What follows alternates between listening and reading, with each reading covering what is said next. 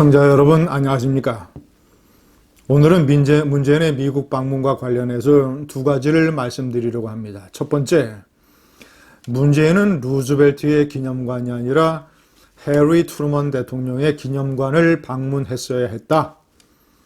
두 번째, 문재인이 낸시 펠로시 하원 의장을 만났는데 2년 전 문재인과 트럼프의 대북 평화쇼에 대한 펠로시의 경고를 경청했더라면 문재인이 김정은에게 놀아나는 일은 없었을 것이다. 제가 먼저 세 번째 루즈벨트와 트루먼을 말씀드리겠습니다. 문재인은 워싱턴 DC 시내에 있는 중심가에 있는 것이죠. 루즈벨트 기념관을 찾았습니다. 미국을 찾는 많은 관광객들이 들르는 곳입니다. 자, 문재인과 청와대는 이렇게 얘기를 했습니다. 루즈벨트의 리더십은 세계 대공황기에 미국이 끔찍한 경제공황의 위기를 겪고 있을 때 통합과 이런 과감한 뉴딜 정책의 리더십으로 인해서 위기를 극복했다. 그리고 미국의 복지 시스템을 개척했다. 현재 코로나19로 위기를 겪고 있는 이런 한국과 같은 이런 상황에서도 이런 리더십이 나의 일종의 롤 모델이 될 것 같다. 뭐 이런 취지로 얘기를 했습니다. 자, 청와대는 설명을 하기를 루즈벨트 대통령은 조 바이든 미국 대통령의 롤 모델이기도 하다. 이런 얘기였습니다. 그러나 제가 판단할 때는 이런 것들이 뭐 미국인들, 한국인들, 그리고 전 세계인에게 무슨 메시지를 주겠습니까? 루즈벨트 대통령의 세계 대공황 당시의 뉴딜 정책이라고 하는 것은 현재 코로나19의 경제적 위기를 극복하기 위해서 선진국의 많은 지도자들이 쓰고 있는 것입니다. 뉴딜, 바이든도 마찬가지고 대규모의 경기 부양책, 공공투자를 포함을 해서 사회간접 자본의 건설, 자 이런 것들은 선진국에서 다 하고 있는 것입니다. 한국의 문재인만 하는 것이 아닙니다.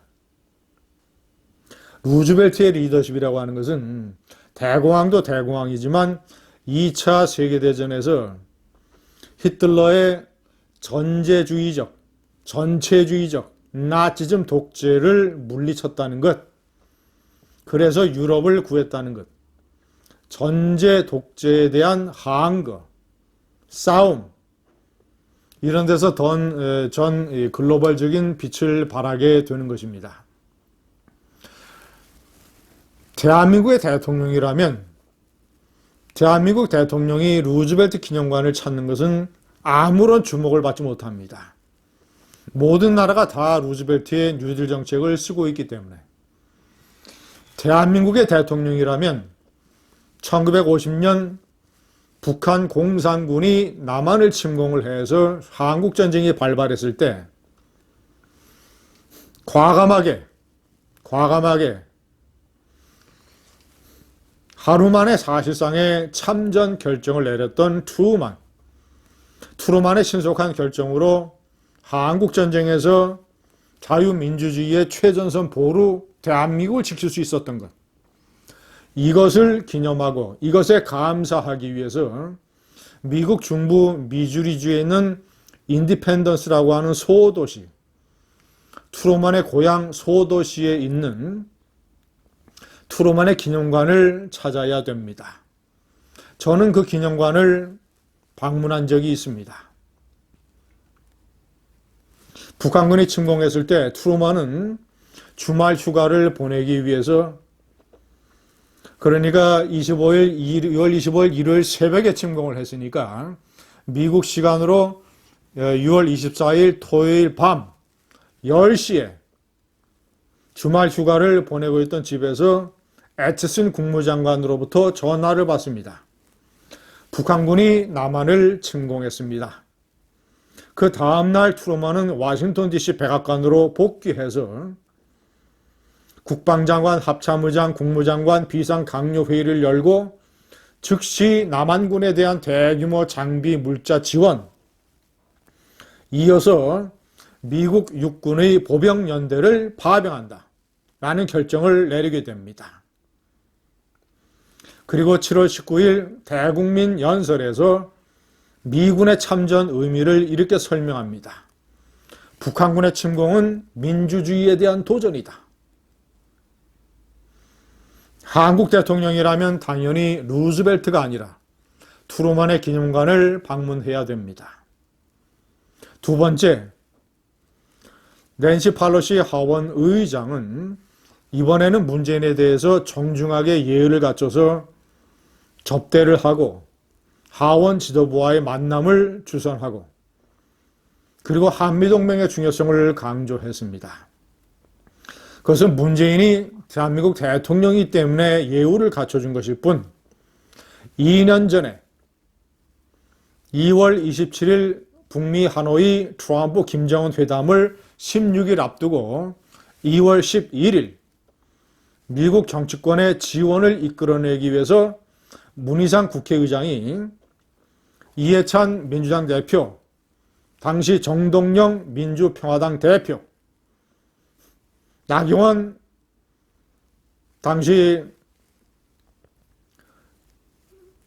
자유한국당 원내대표, 이런 원내 지도부를 이끌고 낸시 펠로시 하원 의장을 만났을 때 펠로시가 4가지 따끔한 충고를 주었습니다. 첫째, 나는 트럼프를 믿지 않는다. 그러니까 김정은 트럼프 회담을 믿지 않는다는 것이죠. 두 번째, 1990년대 후반 고난의 행군 직후에 내가 북한을 방문했을 때 북한 정권, 북한 주민들은 참으로 비참한 상황이었다.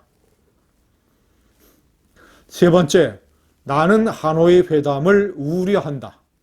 네 번째, 이해찬과 정동영이 마구 하노이 회담에 대한 긍정적인 얘기를 쏟아놓자 여러분의 긍정적인 얘기를 잘 들었다. 그렇게 됐으면 좋겠다. 라고 얘기를 해줬습니다. 사실상 일침을 가한 것이죠. 절대 그럴 리가 없다. 여러분들 정신 차려야 된다라고 얘기를 하면서 여러분 말대로 그랬으면 좋겠다라고 점잖게 꾸짖었습니다.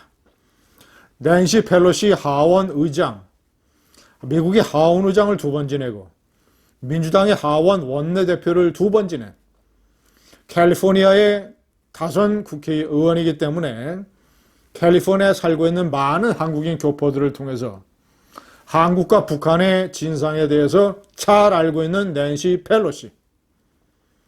낸시 펠로시의 이런 충고에 이해찬은 서울로 돌아와서 펠로시 의장이 북한에 대한 정보가 부족한 것 같다라고 한심한 얘기를 했습니다. 속아 넘어간 것은 펠로시가 아니라 이해찬, 정동영, 문재인이었습니다. 감사합니다.